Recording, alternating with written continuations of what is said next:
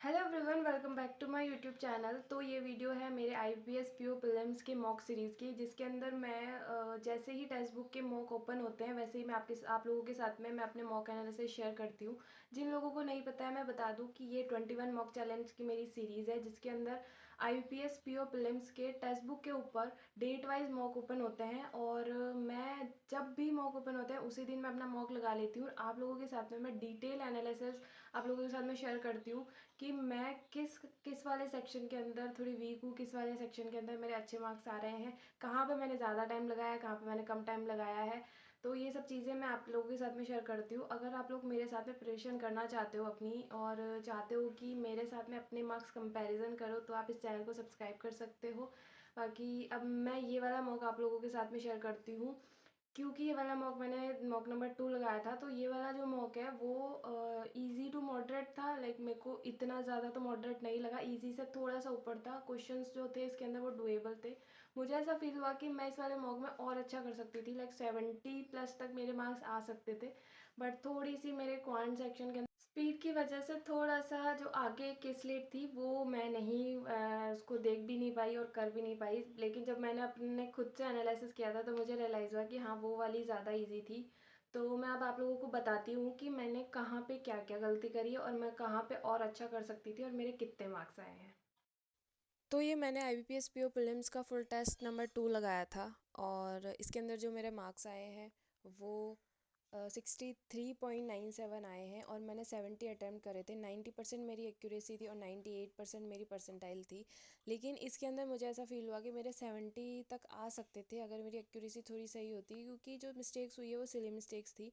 English के अंदर मेरे 15 स्कोर किया है, एक क्वांट के अंदर मैंने 11.36 स्कोर किया है, और रीजनिंग के अंदर मैंने 37 का स्कोर किया है। तो ओवरऑल जो मेरा स्कोर बना है वो 63.97 का बना है।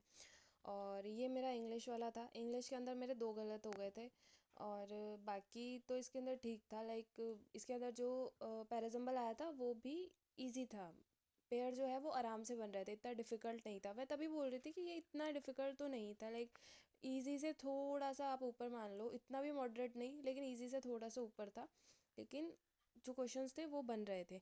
और लेकिन इसके बाद में मैंने क्या है ना, मेरे को ऐसा रियलाइज़ हो रहा है इंग्लिश के अंदर कि मेरा जो टाइम है ना वो इसमें पैसेज में बहुत ज़्यादा लग रहा है। मतलब 3-3 मिनट में मेरे पैसेज जो है वो, मेरे को क्वेश्चन बन रहे हैं उसके अंदर 3-3 मिनट लग रहा है। अगर यही टाइम मैं यहाँ ना देखे, क्योंकि इसके अंदर मैंने काफ़ी क्वेश्चन मैं देख भी नहीं पाई। लाइक मेरे को बाद में ऐसा रियलाइज़ हुआ कि जो आगे के जो क्वेश्चंस थे वो भी मैं कर सकती थी। जैसे इसके अंदर मिसस्पेल जो क्वेश्चंस आते हैं, जिनकी मीनिंग जो है गलत लिखी हुई होती है, तो स्पेलिंग जो गलत लिखी हुई होती है, तो वो चीज़ भी मैं कर पा रही थी। और ये वाले क्वेश्चंस भी मैं कर पा रही थी, ये वाले क्वेश्चंस भी मैं कर पा रही थी। लेकिन मेरे को इनको ऐसे कुछ देखने का टाइम ही नहीं मिला। आप खुद देख लो, इसके अंदर मैंने ज़ीरो ज़ीरो टाइम लगाया, क्योंकि मेरा जितना भी टाइम था ना वो मेरा पूरा पैसेज के अंदर ही चला गया। और ये मेरा क्वांट का सेक्शन है। क्वांट के अंदर मेरे 3 गलत हो गए थे, और ये मेरा एक डीआई में से ही गलत हो गया था। मतलब कैलकुलेशन मिस्टेक हो गई थी इसके अंदर तो मेरी। और एक ये वाला क्वेश्चन मेरा गलत हो गया था। ये इसके अंदर भी मेरा, मतलब जो मैंने लगाया था ना इसके अंदर सॉल्यूशन वो सेम लग रहा था, लेकिन आंसर गलत निकल गया। और एक मेरा ये वाला गलत हो गया था। तो मुझे लग रहा है नंबर सीरीज़ और थोड़ा सा इनके अंदर मेरे को थोड़ा और प्रैक्टिस करनी पड़ेगी। अब मेरा क्या हुआ, ये वाली जो डीआई है ना, इसके अंदर मेरा इतना टाइम लग गया, क्योंकि ये कैलकुलेटिव थी थोड़ी सी, इतनी ज़्यादा तो नहीं थी, 3 मिनट के आसपास मेरे को इसमें लग गए। लेकिन ये थोड़ी सी डीआई ना कैलकुलेटिव लग रही थी, क्योंकि इसमें 2 डेटा दिए हुए थे, 2 परसेंटेज थी, तो इसलिए मेरे को थोड़ा टाइम लग रहा था इसको कैलकुलेट करने में और वो सब करने में। तो इसलिए मैं आगे का जो एक केसलेट थी वो मैं देख ही नहीं पाई। मतलब वो, जबकि वो इजी थी, उसके मेरे 4-5 क्वेश्चन बन जाते। ये वाली केसलेट जो थी वो इजी थी, और इसको ज़ीरो ज़ीरो टाइम, मतलब मैंने देखा भी नहीं इसके अंदर टाइम। तो ये इजी थी, ये बन सकती थी। तो इसलिए मेरे जो अटैम्प्ट्स हैं क्वांट के अंदर वो भी बढ़ सकते थे, और मार्क्स भी मेरे इस वजह से बढ़ सकते थे। लेकिन अब मैं उसके अंदर अटक गई, और इंग्लिश वाले के अंदर मैं पैसेज में अटक गई थी।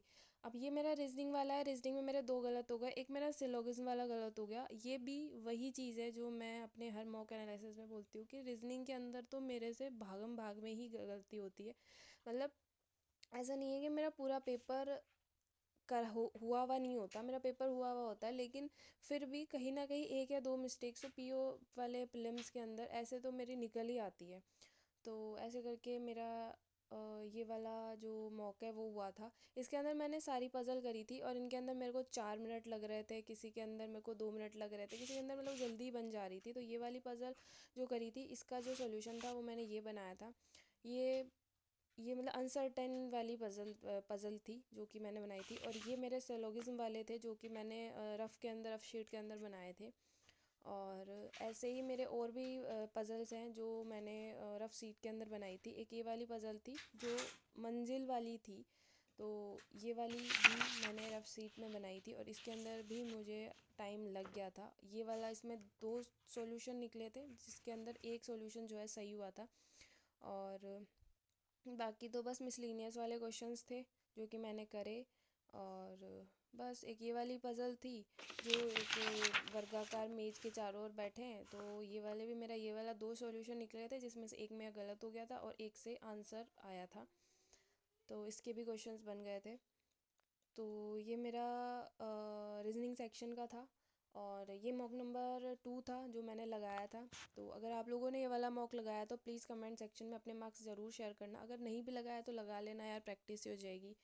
तो यहाँ पे मेरा नाम भी आया था निधि राठौर। अब मुझे नहीं पता कि ये क्योंकि मुझे पता है धीरे धीरे ना मैं ऐसे नीचे नीचे जाते जाते गायब सी हो जाऊंगी क्योंकि आज बच्चे अच्छा करते हैं यार, 80 में से 80 लाते हैं, 70 लाते हैं, 75 लाते हैं। मिलते हैं नेक्स्ट वीडियो में, तब तक के लिए bye।